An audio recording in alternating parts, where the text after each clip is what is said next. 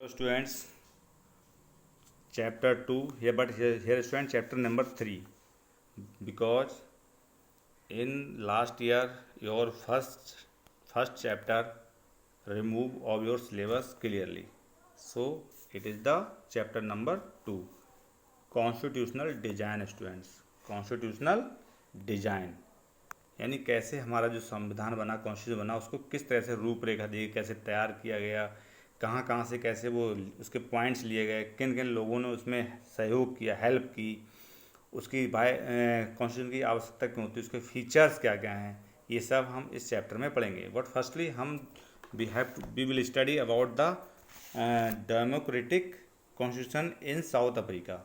South Africa का जो constitution है उसका कॉन्स्टिट्यूशन हम स्टडी करेंगे, जिसमें नेल्सन मंडेला ने एक बहुत बड़ा रोल प्ले किया था स्टूडेंट्स.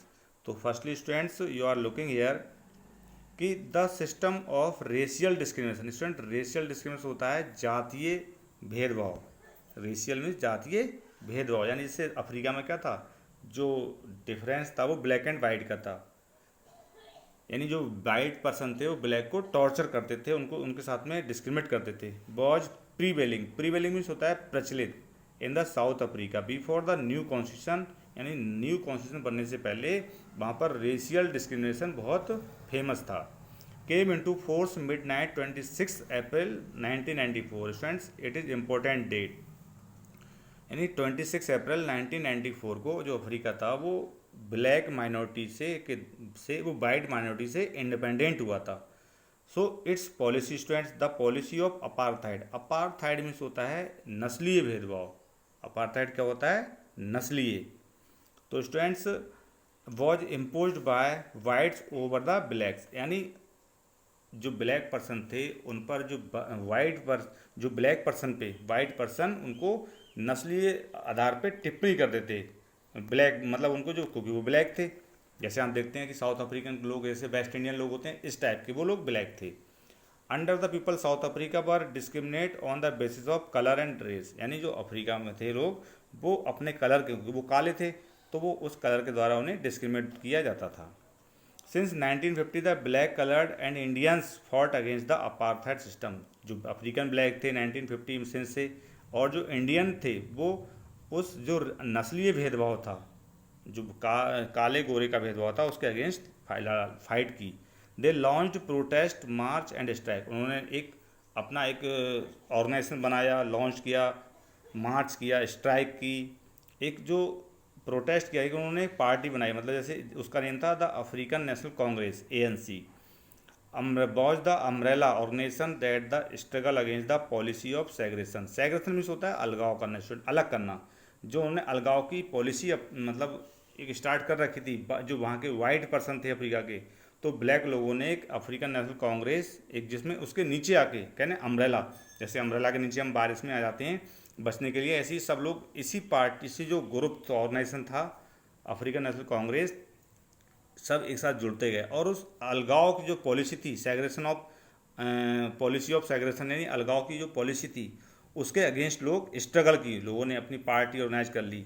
और include many workers union and the communist party. यानी कम्युनिस्ट पार्टी भी आ गई, यूनियन वर्कर्स थे वो भी आए.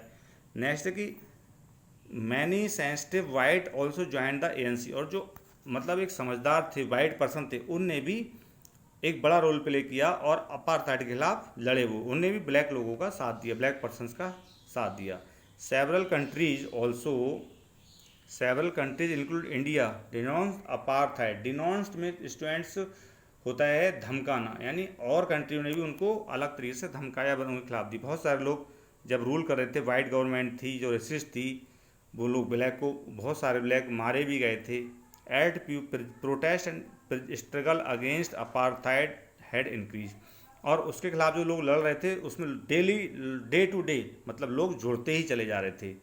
द वाइट रेजाइम मीन्स होता है रूल स्टूडेंट, शासन करना. चेंज इट्स पॉलिसी, यानी अपनी पॉलिसी फिर चेंज की. डिस्क्रिमिनेटरी लॉज बर रिपील्ड का मतलब होता है स्टूडेंट्स कि निरस्त कर देना या समाप्त कर देना.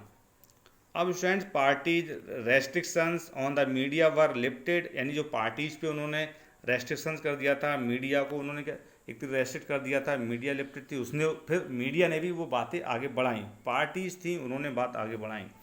आफ्टर 28 ईयर्स ऑफ इम्प्रिजमेंट, और जो नेल्सन मंडेला थे स्टूडेंट्स, नेल्सन मंडेला थे अफ्रीका के जो ब्लैक, वो ब्लैक थे, और ब्लैक माइंड जो ब्लैक पर्सन थे उनको उन्होंने अफ्रीका में वाइट लोगों से, वाइट पर्सन से इंडिपेंडेंस दिलवाई, आज़ादी दिलवाई। तो उनको अफ्रीका मतलब उन्हीं ने एक ऑर्गेनाइजेशन बनाया था, लोग उनके साथ जुड़े थे। जैसे इंडिया में महात्मा गांधी के साथ लोग जुड़े थे, ऐसे ही साउथ अफ्रीका में नेल्सन मंडेला के साथ लोग बहुत जुड़े थे। ये नेल्सन मंडेला थे, इनके आगे लोग बहुत जुड़े थे। इन्होंने वहाँ पर ब्लैक पर्सनस के लिए आज़ादी दिलाई और 28 ईयर्स ये जेल में रहे थे, इनको जेल में डाल दिया था। वाइट माइनॉरिटी जो वाइट पर्सन थे, back to jail free man, and finally at the midnight 26 April 1994 the new flag of Republic of South Africa was unfurled, marking the newly born democracy of the world। यानी तो उस world में नई democracy आई और एक नया जो झंडा था फहरा, और 26 अप्रैल 1994 को अफ्रीका वाइट माइनॉरिटी से इंडिपेंडेंट हो गया स्टूडेंट्स। आफ्टर द ईयर इस तरह से बहुत सारा डिस्कशन था, डिबेट था, उस पर चला। कॉन्स्टिट्यूशन भी एक नया कॉन्स्टिट्यूशन बना। Citizens of most extensive right available, लोगों को जो ब्लैक पर्सन थे उन्हें राइट्स दिए गए। प्रीम्बल बना, यानी वहाँ पर एक कॉन्स्टिट्यूशन का प्रीम्बल बनाया गया। अफ्रीकन कॉन्स्टिट्यूशन जो सम्स थे उनको जोड़ा गया, वहाँ पर जो उनकी रकम थी, स्पिरिट उनकी आत्मा से जोड़ा गया उन्हें।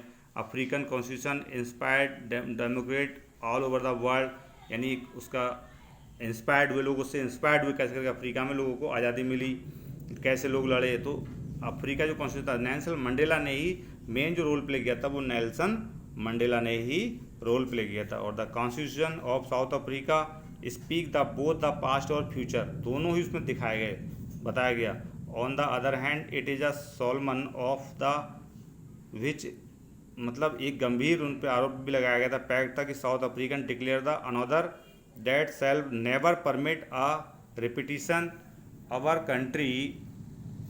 Country into the truly shared by all people, यानी सभी ने उसमें शेयर किया। जैसे स्टूडेंट्स यहाँ पर इसी देख रहे हैं आप कि Nelson Mandela was one of the most able, efficient and far sighted leader of the African National Congress, यानी एक बहुत बड़े लीडर थे, बहुत अच्छे लीडर थे अफ्रीकन नेशनल कांग्रेस के।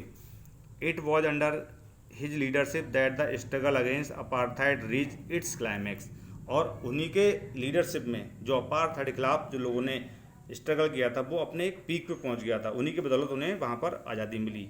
Due to participation in the movement against apartheid he was sentenced the life in prison 1964 और 28, यानी 28 ईयर उन्होंने अपनी जो लाइफ थी वो कहाँ, अपनी जेल में बिताई थी। In the 90s due to actives of the ANC, यानी कहाँ रहे वो 90s में, वो अफ्रीकन नेशनल कांग्रेस में लिए एक्टिव रहे। Support to god the countries the world, South Africa regime was completely isolate from the world, नया शासन वहाँ पर आया, लोगों को उनकी आज़ादी मिली। और नेल्सन मंडेला को रिलीज इन 1994, यानी 1990 में नेल्सन मंडेला को जेल से रिलीज कर दिया गया। और 1994 द फर्स्ट डेमोक्रेटिक इलेक्शन, जब 1994 में अफ्रीका में फर्स्ट डेमोक्रेटिक इलेक्शन हुए, were held and Nelson Mandela was the elected the president of south Africa. और जब अफ्रीका में इलेक्शन हुए इंडिपेंडेंट होने के बाद में, तो वो अफ्रीका के न्यू ब्लैक प्रेसिडेंट बने। So that's all students.